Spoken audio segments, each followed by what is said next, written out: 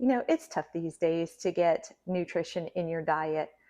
With the soils being depleted and organic versus non-organic, it is tough to make big, smart choices in health. I want to be healthy. I don't ever want to go back to having pain in my body, and so I am highly motivated to eat healthy.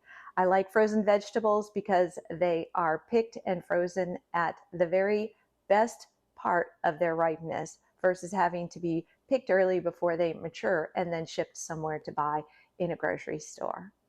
I don't like to take a lot of time for making my meals throughout the day, so I have really simple meals. I prioritize protein.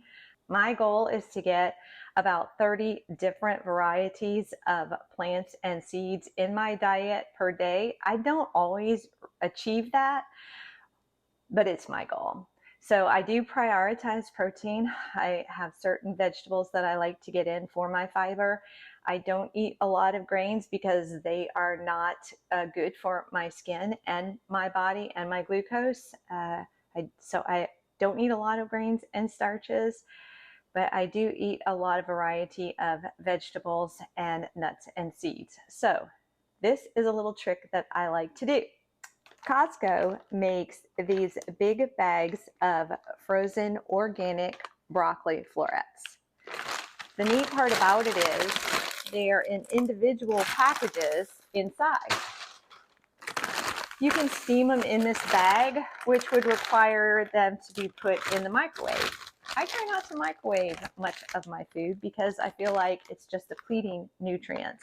I also try not to overcook my foods when I don't have to. I generally will open a bag of frozen vegetables and place it into a glass or plastic tub, put a lid on it, and just place them in the refrigerator.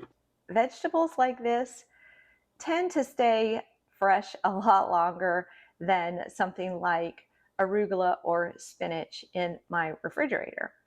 I use these broccoli florets or any of the defrosted vegetables that I have.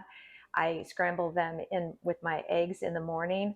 I also will have some maybe steaks or ground bison already pre-cooked in the refrigerator, and then I just put that on top of my vegetables, whatever I have thawed out, and maybe add half of an avocado on there for fat. I love these meals. They're very simple and they keep me going and feeling great. I get asked all the time, Dawn, what do you snack on when you need a snack? Well, I generally prefer meals versus snacks. I like to eat 2 good meals a day, breakfast and then lunch. If I'm going to snack, at least one of those snacks is going to be a high protein snack. I really try to prioritize protein in my diet because I am doing all sorts of things to try to grow younger and regain some muscle that I lost over the summer when we were doing all of that hiking. So my favorite go-to snack are Chomps beef sticks. You can get them at Costco. You can order them online through Amazon. Another thing that I will snack on are nuts. Sometimes with my beef sticks, I will have a small handful of raw pecans. They're my favorite. Well, they're my favorite nut besides macadamia nuts, but I cannot have macadamia nuts in my house or I will eat them all in a day, no matter whether it's a 40-pound bag or a 2-pound bag. I'll eat them all. Shelled pistachios we keep on hand. These are really, really beneficial to us health-wise, and because they're in a shell, I don't overeat them.